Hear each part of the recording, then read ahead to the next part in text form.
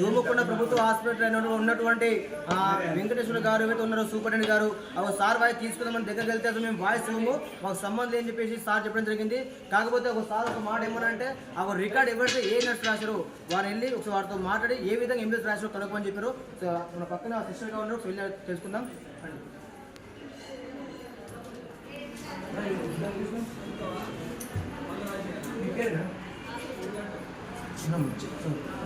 చెప్పాలి మేడం అంటే రికార్డు ఎవరు రాశారు? ఎంఎస్ ఎవరు రాసింది రికార్డు? మేడం పేరు చెప్తారా? అంటే ఎంఎస్ ఎవరు రాసే వాళ్ళు ఏం తెలుసా?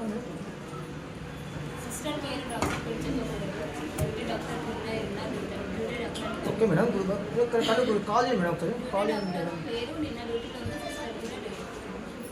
డ్యూటీ సిస్టర్ లేదు, డ్యూటీ లేదు, రాలేదు కదా, రేపు మధ్యాహ్నం వస్తాం. సో ఎంఎస్ అంటే ఒక మాట ఎంఎస్ రాశారు కదా, ఆ మేడం చెప్పాలి పేరు చెప్పదలుచుకున్నారా? అంటే మేడం పేరు చెప్పకూడదు మీరు అంటున్నారు కదా, మరి ఎంఎస్ ఏ విధంగా రాయొచ్చు? సార్ చెప్పారు కదా, మిమ్మల్ని కన్సల్ట్ కమ్మని చెప్పారు, అంటే మిమ్మల్ని కన్సల్ట్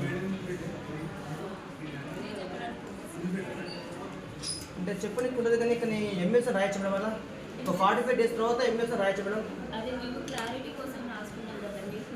క్లారిటీ ఎలా రాస్తారు వాడపడి?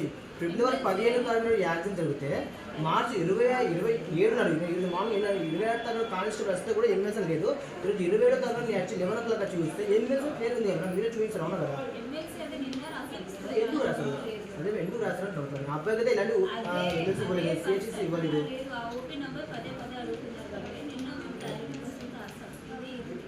మీరే రాశారా?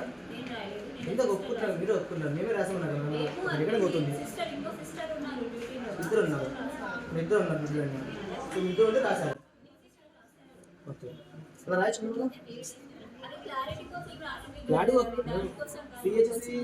సిహెచ్సి ఒకటి, అదేవిధంగా ఎంఎస్ ఫామ్ అయితే 100% కేసు అవుతున్నాయి కానీ రాయాలి కదా. అట్లా మీరు అట్లా ఏ విధంగా రాయకూడదు? మా సిస్టర్ పేరు మీరు చెప్పండి. చూసారు కదండి, మరి ఇక్కడ ఉన్నటువంటి సిస్టర్ని అడిగితే కూడా మేము రాయలేదు, వేరే ఉన్నటువంటి సిస్టర్ రాశారు, ఆ మేడంగా ప్రజలు లేరు అంటే మేడం పేరు చెప్పమంటే కూడా ఆ మేడం పేరు చెప్పడానికి వీళ్ళు నిరాకరిస్తున్నారు. మరి ఎందుకనేది మనకు తెలియకపోతుంది. మరి రేపు మధ్యాహ్నం ఆ సిస్టర్ వస్తారు, ఏమంటే రేపు మధ్యాహ్నం వచ్చి వాళ్ళు కన్సల్ట్ అయ్యి వాళ్ళతో మాట్లాడుతున్నారు.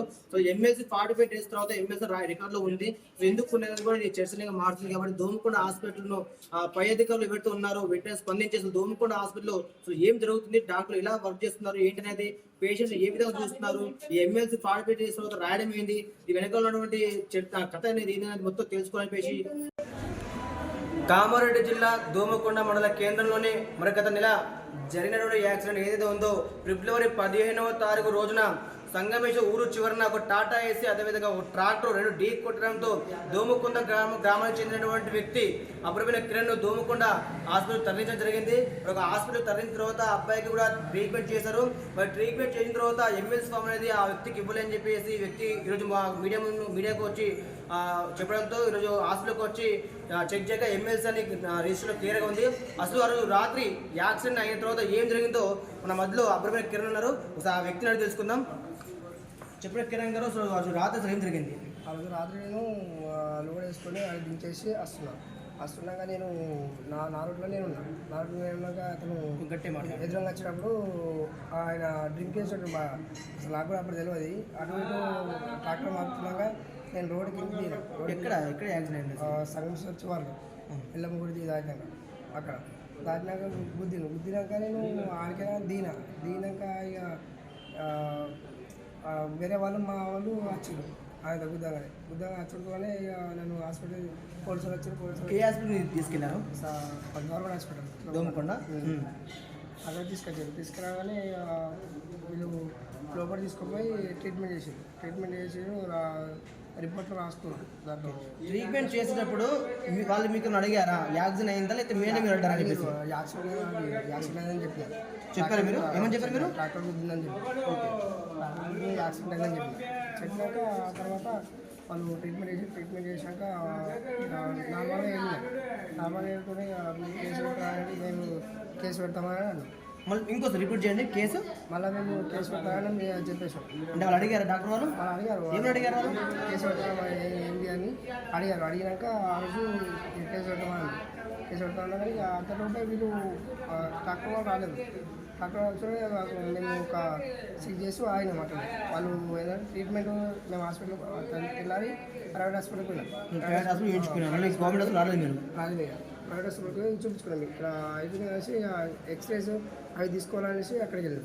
అక్కడికి వెళ్ళి చూపించుకున్నాక మళ్ళీ వచ్చి ఒక 15 days తర్వాత పోలీసు వాళ్ళు కాల్ చేసి ఇలా ఎమ్మెల్సీ బాంబే వల్ల గవర్నమెంట్ హాస్పిటల్ చేసి చెప్తుందంటే మా దగ్గర లేదు సార్ పోయింది అని చెప్పారు. అయితే ఆ రోజు రాసివ్వలేదు.